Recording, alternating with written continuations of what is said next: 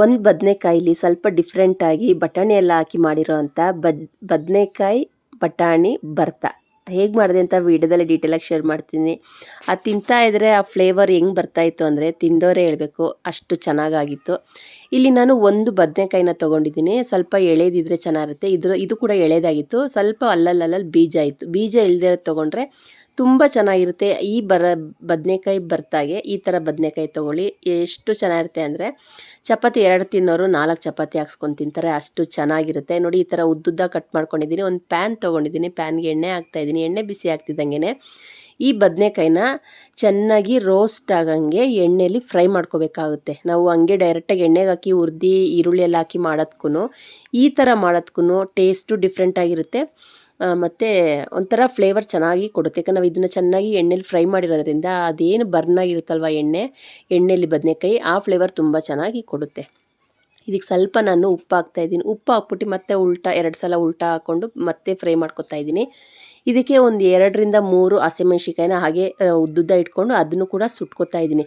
ಹೇಳ್ಬೇಕು ಅಂತಂದರೆ direct stove ಮೇಲೆ ಇಟ್ಕೊಂಡು ಇದನ್ನ ಸುಟ್ಕೋಬೇಕು. ನಾನು ಸುಟ್ಕೊಳ್ಳೋದು ಬೇಡ ಅಂತೇಳಿ ಈ ಥರ ನಾನು ಮಾಡ್ತಾಯಿದ್ದೀನಿ. ಅದನ್ನು ನಾನು ಮಾಡಿದ್ದೀನಿ. ಅದೊಂಥರ ಫ್ಲೇವರ್ ಚೆನ್ನಾಗಿರುತ್ತೆ, ಇದೊಂಥರ ಫ್ಲೇವರ್ ಚೆನ್ನಾಗಿರುತ್ತೆ. 2ರಿಂದ 3 ಹಸಿಮೆಣ್ಸಿಕಾಯಿ ಹಾಕಿದ್ದೀನಿ. ನೋಡಿ, ಈ ಥರ ಕೆಂಪಾಗಬೇಕು. ಚೆನ್ನಾಗಿ ಕೆಂಪಾಗಂಗೆ ನಾವು ಪ್ಯಾನಲ್ಲಿ ಬದನೆಕಾಯಿ ಆಗಲಿ ಹಸಿಮೆಣ್ಸಿಕಾಯಿನ ಆಗಲಿ ಚೆನ್ನಾಗಿ ಫ್ರೈ ಮಾಡ್ಕೋಬೇಕಾಗುತ್ತೆ. ಇದನ್ನೆಲ್ಲ ಒಂದು ಪ್ಲೇಟ್ಗೆ ಹಾಕಿ ಎತ್ತಿಡ್ಕೊತೀನಿ. ಇದನ್ನು ಹಂಗೆ ತಿನ್ನೋದಕ್ಕೆ ಎಷ್ಟು ಚೆನ್ನಾಗಿರುತ್ತೆ ಗೊತ್ತಾ? ಯಾಕಂದರೆ ಉಪ್ಪು ಹಾಕಿದ್ದೀವಲ್ವ, ಹಸಿಮೆಣ್ಸಿಕಾಯಿದು ಫ್ಲೇವರ್ ಕೂಡ ಬಿಟ್ಟಿರುತ್ತೆ.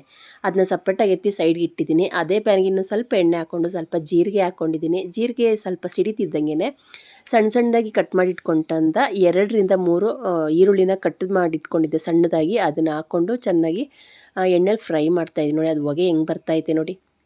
ಅಷ್ಟರಲ್ಲಿ ಇದೊಂದು ಚಾಪರ್ ಇದಿರುತ್ತಲ್ಲ ಮಣೆ, ಅದರಲ್ಲಿ ಈ ಬದನೆಕಾಯಿನ ಚೆನ್ನಾಗಿ ಮ್ಯಾಶ್ ಮಾಡ್ಕೋಬೇಕು. ಹೆಂಗೆ ಅಂತ ಅಂದರೆ ಈ ನಾವು ಚಾಕಡ ಇದು ಗುಂಡ್ಗೆಕಾಯಿ ಲಿವರ್ದು ಫ್ರೈ ಮಾಡ್ತೀವಲ್ವ, ಚೆನ್ನಾಗಿ ಕಟ್ ಮಾಡಿಕೊಂಡು ಆ ಥರ ಬದನೆಕಾಯಿನ ಚೆನ್ನಾಗಿ ಇದನ್ನ ಕೈಯಲ್ಲೇ ಮಿಕ್ಸ್ ಮಾಡ್ಕೋಬೇಕು. ಚೆನ್ನಾಗಿ ಕೈಯಲ್ಲಿ ಕಿವುಚಕ್ಕೆ ಹೋಗಬಾರ್ದು.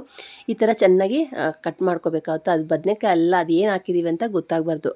ಅದಕ್ಕೋಸ್ಕರನೇ ಚಾಪರ್ ಮಣೆ ಮೇಲೆ ಹಾಕ್ಕೊಂಡು ಈ ಥರ ಚೆನ್ನಾಗಿ ಇದರಲ್ಲಿ ಮ್ಯಾಶ್ ಮಾಡ್ಕೊತಾ ಇದ್ದೀನಿ. ಈ ಥರ ಮ್ಯಾಶ್ ಮಾಡಿ ಹಾಕೋದ್ರಿಂದ ಏನಪ್ಪ ಎಲ್ಲ ಒಂದೇ ಸಲ ಹಾಕಿ ಕಟ್ ಮಾಡಿ ಮಾಡ್ಬೋದಲ್ಲ ಅಂತ ಹೇಳ್ಬೋದು. ಈ ಥರ ಮಾಡೋದಕ್ಕೂ ಆ ಥರ ಮಾಡೋದಕ್ಕೂ ತುಂಬಾ ವ್ಯತ್ಯಾಸ ಐತೆ. ಅದಕ್ಕೋಸ್ಕರ ನಾನು ಈ ಥರ ಮಾಡ್ತಾಯಿದ್ದೀನಿ. ಈ ಕಡೆ ಈರುಳ್ಳಿ ಫ್ರೈ ಆಗ್ತಿತ್ತಲ್ಲ, ಅದಕ್ಕೆ ಒಂದು ಚಿಕ್ಕ ಸ್ಪೂನಲ್ಲಿ 1 ಸ್ಪೂನಷ್ಟು ಶುಂಠಿ ಬೆಳ್ಳುಳ್ಳಿ ಪೇಸ್ಟ್ ಹಾಕ್ಕೊಂಡಿದ್ದೀನಿ.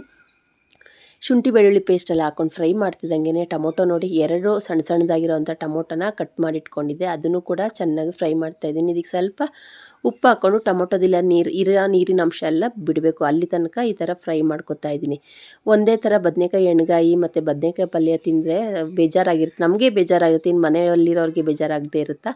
ಅದಕ್ಕೋಸ್ಕರ ಸ್ವಲ್ಪ ಡಿಫ್ರೆಂಟಾಗಿ ಮಾಡೋಣ ಅಂಥೇಳಿ ಇದಕ್ಕೆ 1 ಬಟ್ಲಾಗುವಷ್ಟು ಹಸಿ ಬಟಾಣಿನ ಹಾಕ್ಕೊಂಡಿದ್ದೀನಿ. ಹಸಿ ಬಟಾಣಿ ಬದನೆಕಾಯಿ ನೋಡಿ, ಈ ಥರ ಚೆನ್ನಾಗಿ ಬದನೆಕಾಯಿನೆಲ್ಲನೂ ಮ್ಯಾಶ್ ಮಾಡ್ಕೋಬೇಕಾಗುತ್ತೆ. ಕೈಯಲ್ಲಿ ಕಿವುಚ್ಕೋಬೋದು. ನಾನು ಕೈಯಲ್ಲಿ ಕಿವುಚಲಿಲ್ಲ, ಇದರಲ್ಲೇ ಚೆನ್ನಾಗಿ ಈ ಥರ ಕುಟ್ಟಿದ್ದು ನೋಡಿ. ಈ ಥರ ಹಸಿಮೆಣ್ಸಿಕಾಯಿನೂ ಕಾಣ್ತಾ ಇಲ್ಲ, ಬದನೆಕಾಯಿನೂ ಕೂಡ ಕಾಣ್ತಾ ಇಲ್ಲ. ಇದಕ್ಕೆ ಏನು ಹಾಕಿದ್ದೀವಿ ಅಂತ ಗೊತ್ತೇ ಆಗೋದಿಲ್ಲ ನೋಡಿ. ಎಷ್ಟು ಚೆನ್ನಾಗಿ ಅದು ಸುಟ್ಟಿದ್ವಲ್ಲ, ನಾವು ಎಣ್ಣೆಲಿ ಫ್ರೈ ಮಾಡಿದ್ವಲ್ಲ, ಅದು ಪರಿಮಳ ತುಂಬಾ ಚೆನ್ನಾಗಿ ಬರ್ತಾಯಿತ್ತು. ಈಗ ಈ ಕಡೆ ಬಟಾಣಿ ಮತ್ತು ಟೊಮೊಟೊ ಈರುಳ್ಳಿ ಎಲ್ಲ ಫ್ರೈ ಆಗ್ತಾಯಿತ್ತಲ್ಲ, ಇದನ್ನು ಸಿಮ್ಮಲ್ಲಿ ಇಟ್ಕೊಂಡು ಬಟಾಣಿ ಬೇಯಬೇಕು. ಅದಕ್ಕೋಸ್ಕರನೇ ಸಿಮ್ಮಲ್ಲಿ ಇಟ್ಕೊಂಡು ಇದನ್ನು ಬೇಯಿಸ್ಕೊತಾ ಇದ್ದೀನಿ. ಇದಕ್ಕೆ ಒಂದು 1/4 ಸ್ಪೂನಷ್ಟು ಅರಿಶಿನ ಪುಡಿ ಹಾಕ್ಕೊಂಡಿದ್ದೀನಿ.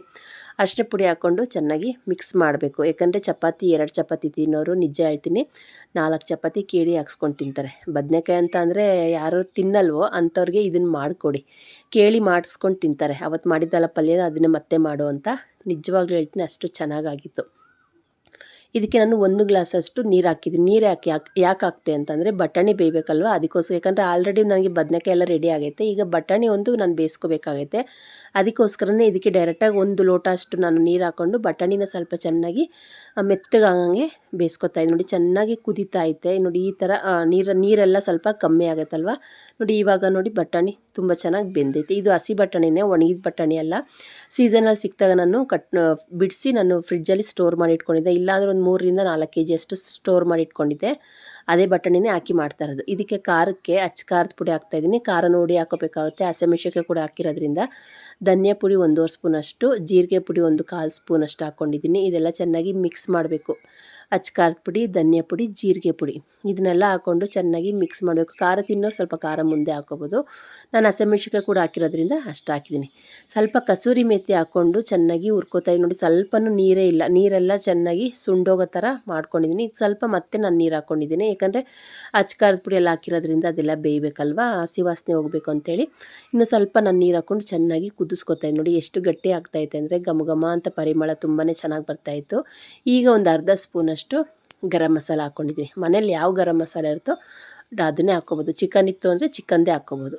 ಇದಕ್ಕೆ ಲಾಸ್ಟಲ್ಲಿ ಇನ್ನೇನು ಒಂದು ಇಳಿಸ್ತೀವಿ ಅನ್ಬೇಕಾದ್ರೆ ಈ ಬದನೆಕಾಯಿ ನಾನೇನು ಚೆನ್ನಾಗಿ ಕ್ಯೂಚಿಟ್ಟಿದ್ನಲ್ಲ, ಚೆನ್ನಾಗಿ ಮ್ಯಾಶ್ ಮಾಡಿ ಇಟ್ಟಿದ್ನಲ್ಲ, ಅದನ್ನು ಡೈರೆಕ್ಟಾಗಿ ಹಾಕಬೇಕಾಗುತ್ತೆ. ಎಷ್ಟು ಚೆನ್ನಾಗಾಗಿತ್ತು ಅಂದರೆ ಇದು ಬದನೆಕಾಯಿ ಭರ್ತಾ, ಬಟಾಣಿ ಬದನೆಕಾಯಿ ಭರ್ತಾ ಮಾಡಿದ್ದೆ ನಾನು. ತುಂಬ ಅಂದರೆ ತುಂಬಾ ಚೆನ್ನಾಗಾಗಿತ್ತು ನೋಡಿ. ಚಪಾತಿಗಂತೂ ತುಂಬ ಚೆನ್ನಾಗಿತ್ತು. ಲಾಸ್ಟಲ್ಲಿ ಸ್ವಲ್ಪ ಇನ್ನೇನು ಇಳಿಸ್ತೀನಿ ಅನ್ಬೇಕಾದ್ರೆ ಫಸ್ಟೇ ಗರಂ ಮಸಾಲೆ ಎಲ್ಲ ಹಾಕ್ಕೊಂಡು ಚೆನ್ನಾಗಿ ಕುದಿಸ್ಕೊಂಡು ಇನ್ನೇನು ಇಳಿಸ್ತೀನಿ ಅನ್ಬೇಕಾದ್ರೆ ಬದನೆಕಾಯಿನ ಹಾಕ್ಕೊಂಡು ಲಾಸ್ಟಲ್ಲಿ ಸ್ವಲ್ಪ ಕೊತ್ತಂಬರಿ ಸೊಪ್ಪನ್ನ ಹಾಕಿದ್ರೆ ತುಂಬ ಚೆನ್ನಾಗಿ ಟೇಸ್ಟಿಯಾಗಿ ಬಾಯಿ ಚಪ್ಪರ್ಸ್ಕೊಂಡು ತಿನ್ನೋ ಅಂಥ ಬಟಾಣಿ ಬದನೆಕಾಯಿ ಭರ್ತಾ ತುಂಬ ಚೆನ್ನಾಗಾಗುತ್ತೆ. ಇದನ್ನ ನೀವು ಈ ವಿಧಾನದಲ್ಲಿ ಒಂದ್ಸಲ ನೀವು ಟ್ರೈ ಮಾಡಿ.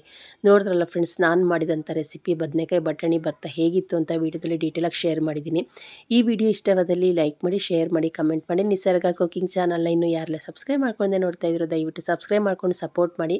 ನಿಮ್ಮ ಫ್ಯಾಮಿಲಿ ಫ್ರೆಂಡ್ಸ್ಗೂ ಶೇರ್ ಮಾಡಿ. ಇದೇ ರೀತಿ ಸಿಂಪಲ್ ವಿಡಿಯೋ ತೊಗೊಂಡು ಬರ್ತೀನಿ. ಹೋಗಿ ಬರ್ತೀನಿ. ನಮಸ್ತೆ, ಬಾಯ್ ಬಾಯ್ ಫ್ರೆಂಡ್ಸ್.